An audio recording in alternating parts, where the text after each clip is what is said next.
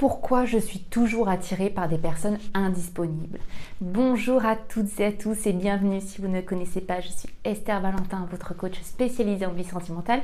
Et aujourd'hui, on va aborder le thème des répétitions d'être attiré par des personnes indisponibles et de rentrer dans des relations avec des personnes indisponibles qui, si vous êtes là, amènent certainement à de la souffrance et ça semble logique.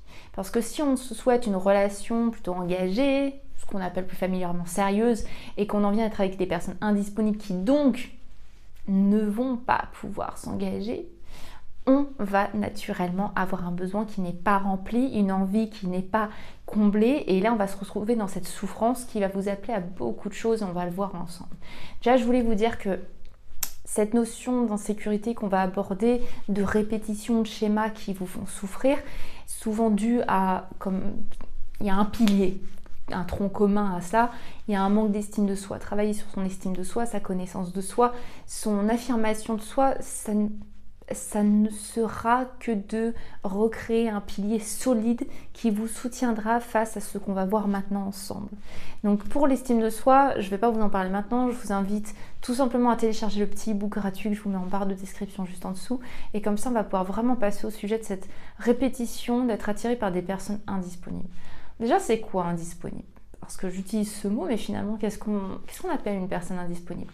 Ça peut être une personne en couple. Oui, il y a une indisponibilité. La personne, elle est en couple. C'est-à-dire qu'il y a quelque chose qui la maintient dans la relation. Donc, que ce soit, même sous prétexte que ce soit uniquement matériel, etc., il y a encore un nous. Du moment qu'il y a un autre nous, que celui qu'on essaye de construire avec cette personne, il n'y a pas une disponibilité émotionnelle complète.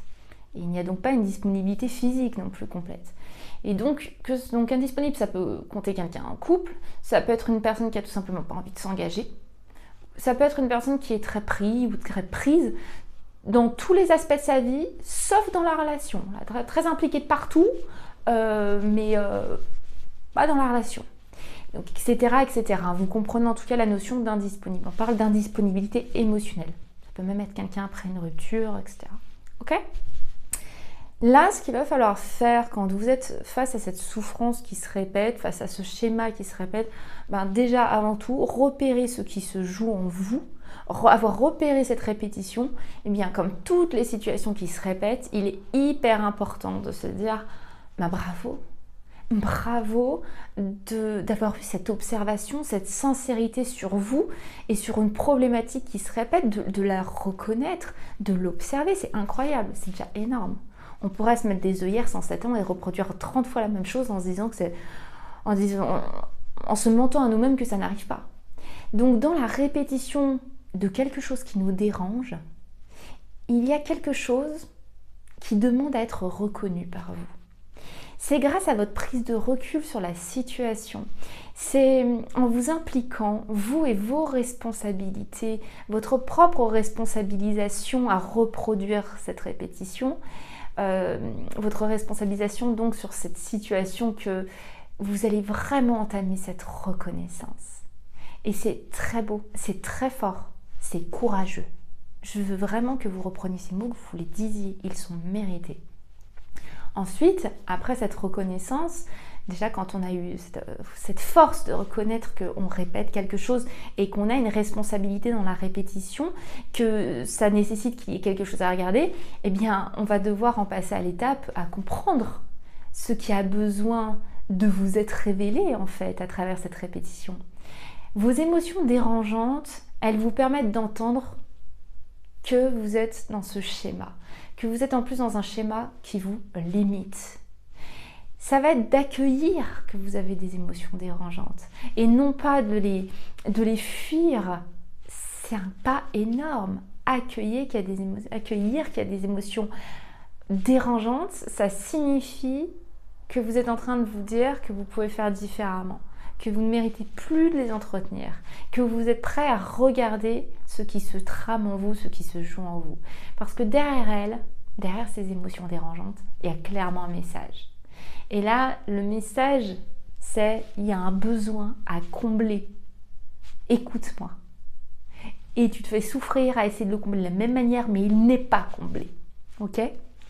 Dans le cas qu'on aborde ensemble dans cette vidéo, c'est-à-dire d'être continuellement avec des personnes indisponibles, le besoin qui cherche à être comblé, c'est celui d'être choisi. Vous essayez d'être choisi. Alors que la première personne qui nécessite d'être choisie, de se choisir, c'est vous-même. Donc là, on ne comble pas soi-même ce besoin, on essaie de le combler à l'extérieur, donc on rentre dans ce schéma négatif. Là, il va falloir faire la différence en vous apportant ce que vous cherchez finalement de l'autre et qui s'est rejoué jusqu'à que vous entendiez le besoin que vous cherchez à combler. Votre petite fille ou votre petit garçon intérieur, il a sûrement un manque et cette petite fille ou ce petit garçon, il mérite sincèrement que vous preniez soin de lui ou soin d'elle, que vous le rassuriez, que vous la rassuriez. Vous avez besoin de vous choisir dans cette situation. Et donc tout ce qui fait souffrir vous amène à vous élever. C'est vraiment dans ma souffrance, je suis en train de me montrer ce que je ne fais pas pour combler mon besoin. Tout ce qui se joue en vous vous veut du bien, même votre souffrance, elle vous veut du bien. Elle vous appelle à regarder tout ce qu'on est en train de se dire en ce moment. Ok ? Donc rejeter la souffrance, la fuir, réitérer la même chose de la même manière. C'est encore vous rejeter, c'est encore ne pas vous choisir. Et vous comprenez comment une boucle se crée et comment il est difficile d'en sortir. Et donc là, il est temps de faire prise de recul. C'est moi qui ai besoin de me choisir. Je cherche à être choisie par des personnes qui ne sont pas disponibles. Ça veut dire que j'ai besoin d'être choisie, j'ai besoin de me sentir privilégiée. Ça veut dire qu'il y a déjà ce vide en moi. Ce besoin qui essaye d'être comblé dans les situations les plus complexes où ça va être souvent impossible, ça veut dire qu'il appelle, en vous mettant dans les plus grandes situations de souffrance, à ce que vous preniez en charge.